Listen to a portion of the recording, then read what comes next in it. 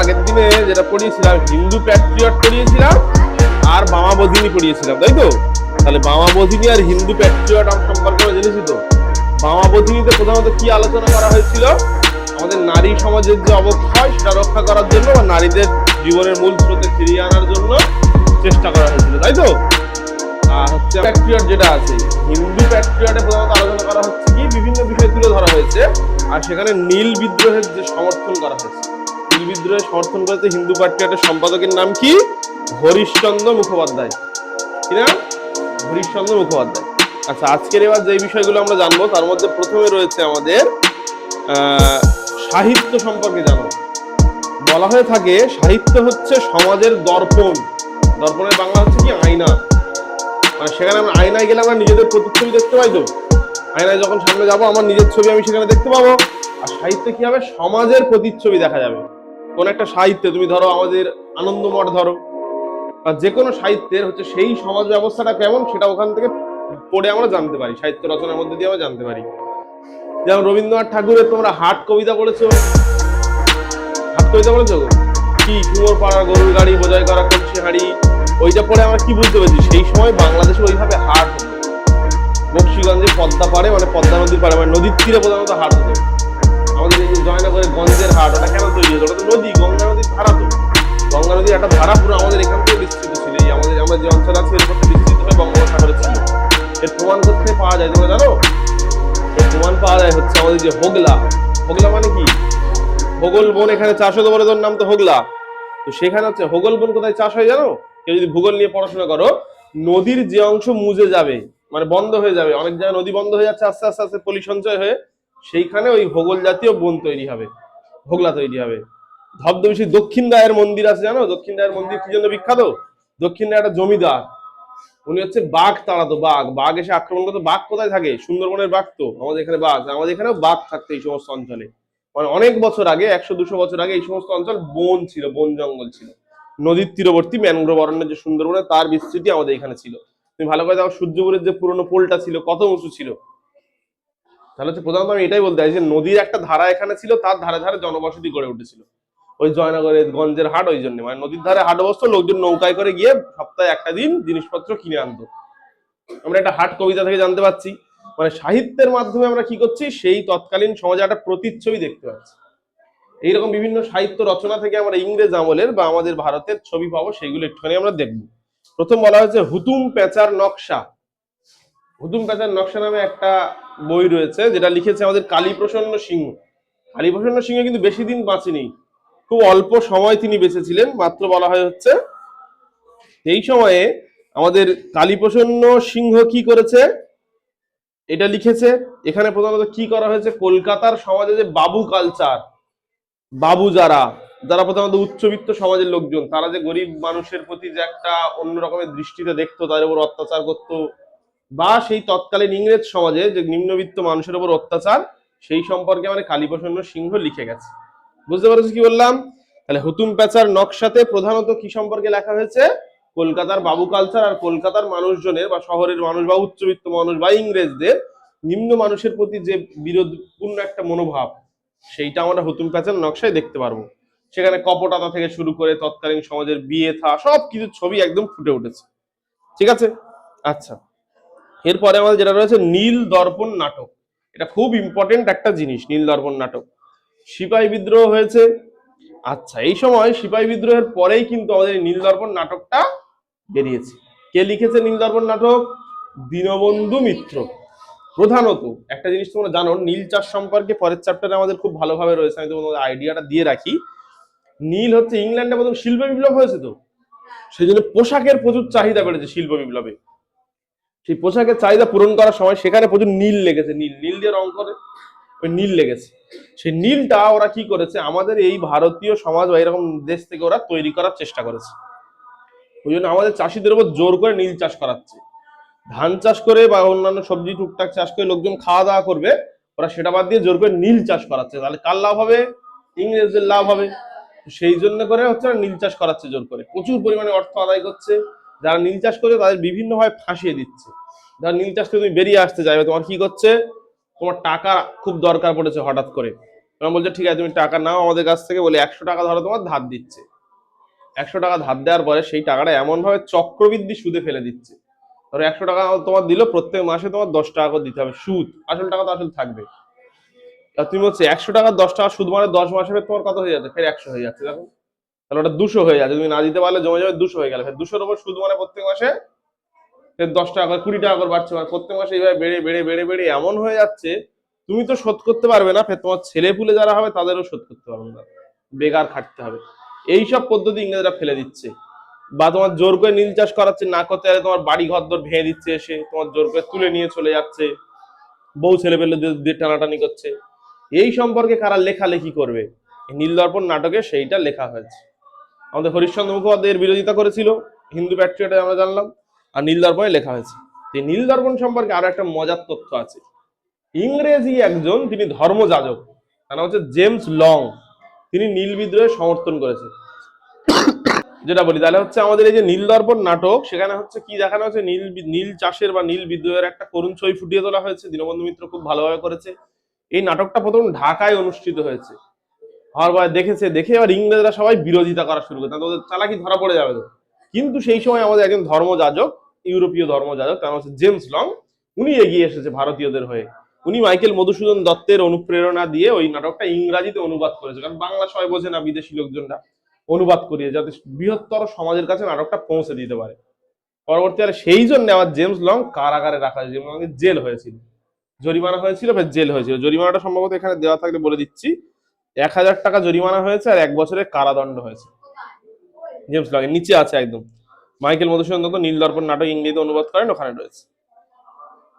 ঠিক আছে, আচ্ছা শোনো, তাহলে এই নীলদর্পণ নাটক থেকে প্রথমত কি জানলাম আমরা, নীল বিদ্রোহের যে করুণ ছবি বা ইংরেজদের যে অত্যাচার, তার বিরোধিতা করে আমাদের দীনবন্ধু মিত্র নীলদর্পণ নাটকটা লিখেছে। নীলদর্পণ নাটক হচ্ছে ইংরাজিতে অনুবাদ করেছে কে, মাইকেল মধুসূদন দত্ত। আর এই নাটকটা প্রচারের যে দায়িত্ব সেটা নিয়েছিল জেমস লং। ঠিক আছে, আচ্ছা এরপরে আমাদের দেখো একটা কবিতার লাইন দিয়েছে, নীল বাঁদরে সোনার বাংলা করলো এবার ছারখার, অসময়ে হরিশ মরলো লংয়ের হলো কারাগার। মানে হরিশ্চন্দ্র, এটা অন্য বইতে বলছি, হরিশ্চন্দ্র মুখোপাধ্যায় তো মারা গেছে, আর জেমস লং এর কারাগার হয়েছে, ওই জন্য নীল বিদ্রোহ সম্পর্কে খুব বেশি আর ছড়ানো যায়নি, এটাই বলতে চাইছে। বাংলার একটা কবি, নাম এখানে উল্লেখ নেই। আচ্ছা পরেরটা আমরা একটুখানি দেখি, আমাদের যেটা আছে এটা খুব ইম্পর্টেন্ট একটা জিনিস, গ্রাম বার্তা প্রকাশিকা। বাংলার যে সংবাদপত্র ইতিহাসে একটা অন্যতম নাম হচ্ছে আমাদের গ্রাম বার্তা প্রকাশিকা। অন্যান্য যে সমস্ত পেপার আছে, পত্রিকা আছে, সেই তারা সবাই শহরে কাজ করতো, শহরের মানুষজনের কাছে খবর পৌঁছে দিত। আর এই যে পেপারটা, এটা কোথায়, গ্রামের সাধারণ মানুষের, গ্রামের যে দুর্দশা সেই চিত্র তুলে ধরেছে। কে তুলে ধরেছে, হরিনাথ মজুমদার, যাকে অনেকে কি বলে থাকে, কাঙাল হরিনাথ। কেন কাঙাল হরিনাথ বলে, হরিনাথ মজুমদার প্রচুর দারিদ্রতার মধ্যে দিয়ে গেছে, প্রচুর দারিদ্রতার মধ্যে দিয়ে, খুব গরিব ঘরের সন্তান, একদম নিজের চেষ্টায় পড়াশোনা করেছে, করে বড় হয়েছে, ওই জন্য অনেকে বলা হচ্ছে কাঙাল হরিনাথ। কিন্তু এই গরিব, মানে হরিনাথ মজুমদারের জীবনীকার যে রয়েছে, তিনি বলছেন যে হরিনাথ মজুমদারের এত বাজে অবস্থা গেছে যে হচ্ছে দিনের পর দিন কিছু খেতে পায়নি, না পেয়ে হচ্ছে পাশের বাড়ির লোকজনের থেকে বাসি পান্তা, একদম মানে টক হয়ে যাওয়া পান্তা, সেই পান্তা খেয়ে দিন যাপন করেছে, এরকম অবস্থা। এইরকম একটা লোক, সে এত গরিব পরিবার থেকে গিয়ে নিজে নিজে চেষ্টা করে, যা পড়াশোনা শিখে বড় হয়ে গ্রামীণ বাংলার মানুষজনের জীবন উন্নতি করার জন্য উনি হচ্ছে গ্রাম বার্তা প্রকাশিকা বের করেছে। প্রথমে এটা মাসিক পত্রিকা ছিল, পরবর্তীতে একটা পাক্ষিক হয়ে যায়, তারপর একটা সাপ্তাহিক পত্রিকা হয়ে যায়। মাসিক পত্রিকা মানে প্রত্যেক মাসে একবার করে এই পেপারটা বেরোতো, পাক্ষিক মানে মাসে দুবার, দুটো পক্ষ, কৃষ্ণপক্ষ শুক্লপক্ষ দুবার বেরোতো পাক্ষিক পত্রিকা। তারপর এটা সাপ্তাহিক পত্রিকা হয়ে গেছে। উনি এইটা দিত, দিয়ে হচ্ছে গ্রামীণ সমাজের যে চিত্র সেটা তুলে ধরত। তৎকালীন সময়ে একটা বিদ্রোহ আছে পাবনায়, একটা কৃষক বিদ্রোহ, পরের চ্যাপ্টারে আছে আমাদের। ওই বিদ্রোহ সম্পর্কে যখন হচ্ছে, বিদ্রোহটা কৃষকরা বিদ্রোহ করেছে, তখন সব বড় বড় যারা পেপার আছে তারা সবাই লিখছে ওরা চাষিদের দোষ, জমিদারদের কোনো দোষ নেই, পেপারে এমন করে লিখছে। প্রথম হচ্ছে আমাদের এই কাঙাল হরিনাথ বা হরিনাথ মজুমদার, উনি লিখেছে না, কৃষকদেরই প্রধান ঠিকঠাক জায়গা অবস্থান রয়েছে কৃষকরা, আর এখানে অত্যাচার করছে জমিদাররা। উনি প্রথমে জমিদারদের বিরুদ্ধে আওয়াজ তুলেছে পাবনা কৃষক বিদ্রোহের বিরুদ্ধে। তাছাড়াও সে একটা লিখেছিল যেটার নাম হচ্ছে অত্যাচারী জমিদার বলে, তিনি একটা সিরিজ বের করতো তার পেপারে, যেটা সব মানুষের কাছে গিয়ে পৌঁছেছিল।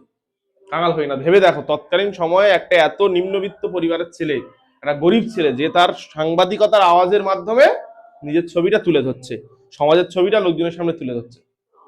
এখন আমাদের যে সংবাদ মাধ্যম, তারা এমনিতেই হচ্ছে প্রচুর টাকা পয়সা আছে, সব দিক থেকে এভেলেবেল, মানে ক্ষমতা আছে, অধিকার আছে, সব আছে। তবু এরা সবসময় কি করে? সরকারের চাটুকারিতা করে, সরকারের ভালো ভালো, সরকার যা করুক না করুক সরকারের ভালো বলবে, খুব ভালো, সরকার কোনো সমস্যা নেই, সরকারের কিচ্ছু দোষগুণ কিচ্ছু নেই। কিন্তু তৎকালীন সময় দাঁড়িয়ে ওই রকম একটা অবস্থায়, ওই রকম একটা নিপীড়িত ভারতবর্ষে গ্রামীণ সমাজের যে বাজে দুর্দশা, সেই অবস্থায় দাঁড়িয়ে একটা লোক সে কি করছে? সরকারের, মানে তৎকালীন যারা সরকার বলতে শাসক শ্রেণী, জমিদাররা, তাদের বিরোধিতা করছে। তুমি ভাবতে পারবে না তখন বিরোধিতা করাটা কি কঠিন জিনিস।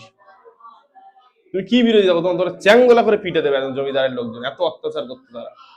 তো সেইখানে দাঁড়িয়ে আমার কাঙাল হরিনাথ ওই কাজ করেছে।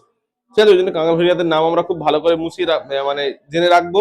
ওনার সম্পর্কে এখানে দেওয়া রয়েছে ডিটেলসে, ওটা তোমরা একটুখানি দেখে নেবে। হুম।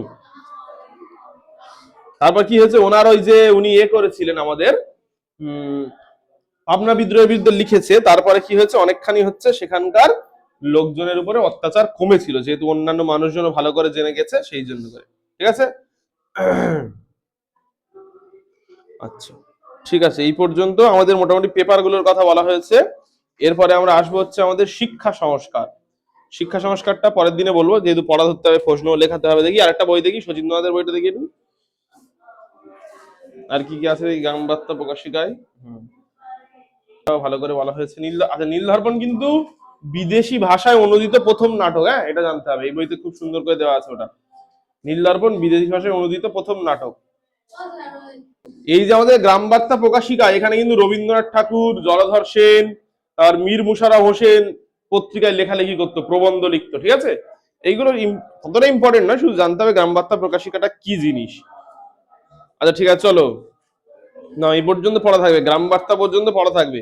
আর আমরা শিক্ষা সংস্কারটা পরের দিনে জানবো। হুম। অ্যাকচুয়ালি শিক্ষা সংস্কারটা কি আমি ছোট্ট করে একটু শুরু করে দিচ্ছি, তাহলে তোমরা বুঝতে পারবে। শিক্ষা সংস্কার হচ্ছে আমাদের দেশে যে শিক্ষা ব্যবস্থা চলতো, সেই শিক্ষার নাম কি? সেই শিক্ষাকে কি বলা হয়? প্রাচ্য শিক্ষা ব্যবস্থা। আর ইংরেজরা এসেছে, তারা কি শিক্ষা ব্যবস্থা? তাদের ওটা পাশ্চাত্য। ইউরোপের যে শিক্ষা ব্যবস্থা পাশ্চাত্য, ওদের জ্ঞান বিজ্ঞান একটু আলাদা, আমাদের জ্ঞান বিজ্ঞান আমাদের সব আলাদা একটু একটু। এই দুটোর মিশেল তৈরি হয়েছে। যে কোনো জিনিস যখন দেখবে, মনে করো একটা ফ্যামিলি আছে, শাশুড়িটা সেই বুড়ি আমলের, মানে অনেক পুরোনো আমলের মানুষ, তাই তাই অনেকগুলো আলাদা আলাদা সংস্কার আছে, বিভিন্ন রকমের। আগেকার দিনের সংস্কার কি? সন্ধ্যেবেলা অনেক সূচে সুতো পরানো যায় না, নাকি সূচ কেনা যায় না, এরকম অনেক রকম সংস্কার আছে, তাই তো। আর হচ্ছে যারা নতুন করে এলো বউটা, যেমন আধুনিক যুগের মেয়ে, দেখা যায় সে রিলস করার মেয়ে, তাহলে দুজনের মধ্যে কি প্রথম দিকে কি প্রচুর ঠোকাঠুকি হবে, ভেবে দেখো ভালো করে। ঠিক তেমন জিনিস আমাদের দীর্ঘকাল ধরে আমরা একটা শিক্ষা ব্যবস্থায় অভ্যস্ত, যেটাকে আমরা বলছি প্রাচ্য শিক্ষা ব্যবস্থা। আর নতুন করে ইংরেজদের সাথে সাথে ওদের জ্ঞান বিজ্ঞান, ওদের ভাষা, সবকিছু নতুন করে এসেছে, তারা দ্বন্দ্ব তৈরি হবে না? ওই জন্য সেই দ্বন্দ্বের মাধ্যমে অনেকগুলো নতুন নতুন জিনিস তৈরি হয়েছে, যেগুলো বলা হচ্ছে প্রাচ্য পাশ্চাত্য দ্বন্দ্ব।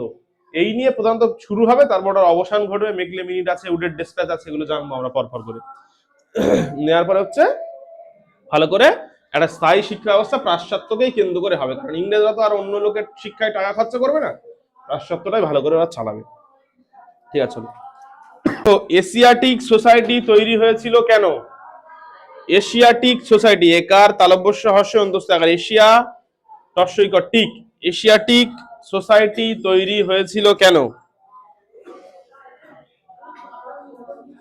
হয়েছে এশিয়াটিক সোসাইটি তৈরি হয়েছিল কেন? এশিয়াটিক সোসাইটি যেখানে লিখেছে, তলায় ব্র্যাকেটে লিখে নাও 1784 খ্রিস্টাব্দ, তাহলে সালটা আর পরে লিখতে হবে না। 1784 খ্রিস্টাব্দ, একটু হাত চালিয়ে লিখতে হবে। নাও, এশিয়াটিক সোসাইটি তৈরি হয়েছিল কেন? এই পুরোপুরি এটা নড়ে যাচ্ছে, ব্যাগগুলো পিছনে তো রাখা যায়। 1784 এশিয়াটিক সোসাইটি হয়েছিল 1784, উইলিয়াম জোনসের নেতৃত্ব হয়েছিল, পরে জানবে। হয়েছে উত্তর লেখো, প্রাচ্য বিদ্যা চর্চার জন্য। প্রাচ্য, পয়রা ফেলা আকার চয়জা ফেলা, প্রাচ্য বিদ্যা চর্চার জন্য হয়েছে, প্রাচ্য বিদ্যা চর্চার জন্য। তাহলে গো, হান্টার কমিশন গঠন করেন কে? হান্টার, হয় একার দ্বন্দ্ব, নয়টা একার, হান্টার। হান্টার কমিশন গঠন করেন কে? হয়েছে? হান্টার কমিশন গঠন করেন কে? উত্তর লেখো লর্ড রিপন। লর্ড অয়রেব, লর্ড রিপন, রস্বই পদ রিপন, লর্ড রিপন। হয়েছে? Lord Ripon. পরের প্রশ্ন লেখো রিপন, রয়হস্যই পদ অন্যান্য রিপন। লেখো সতীদাহ প্রথা কবে রদ হয়? রদ, অরদ। সতীদাহ প্রথা কবে রদ হয়? রদ, অরদ হয়, বন্ধ হয়। হয়েছে? উত্তর লেখো 1829 খ্রিস্টাব্দে, 1829, 1829 সতীদাহ প্রথা কবে রদ হয়? 1829 খ্রিস্টাব্দে। 29 হয়েছে? তারপরে লেখো বিদ্যাসাগর, বিদ্যাসাগর বাল্য বিবাহের বিরোধিতা করেন কোন পত্রিকায়? বিদ্যাসাগর বাল্য বিবাহের বিরোধিতা করেন কোন পত্রিকায়? বিদ্যাসাগর বাল্য বিবাহের বিরোধিতা করেন কোন পত্রিকায়? উত্তর লেখো সর্ব, দন্তেশ্ব বয়রের সর্ব, তালব্যস্য শুভ, শুভ, সর্ব, শুভ, কর করি। লেখো পরে পরে লেখো ব্রহ্মানন্দ, বয়রা ফলা হয় ময়াকার, ব্রহ্মা দন্তেন্ন দন্তের নয় দয়, ব্রহ্মানন্দ নামে পরিচিত ছিলেন কে? এবার একটা করে পড়ে লিখে আবার দাঁড়ি টানছে নাকি? ব্রহ্মানন্দ নামে পরিচিত ছিলেন কে? হয়েছে? ব্রহ্মানন্দ নামে পরিচিত ছিলেন কে? উত্তর লেখো কেশব চন্দ্র সেন। কয়েকার তালব্যস্য ব, কেশব চন্দ্র সেন। হয়েছে? তারপর লেখো কার মতবাদকে, কার মতবাদকে নব্য বেদান্ত বলে? নব্য বেদান্ত বলে। কার মতবাদকে নব্য বেদান্ত বলে? হয়েছে? কার মতবাদকে নব্য বেদান্ত বলে? উত্তর লেখা হচ্ছে স্বামী বিবেকানন্দ। স্বামী বিবেকানন্দ। হয়েছে? স্বামী বিবেকানন্দ। পরের প্রশ্ন লেখো নববিধান, নববিধান কে প্রতিষ্ঠা করেছিলেন? উত্তর লেখো কেশব চন্দ্র সেন।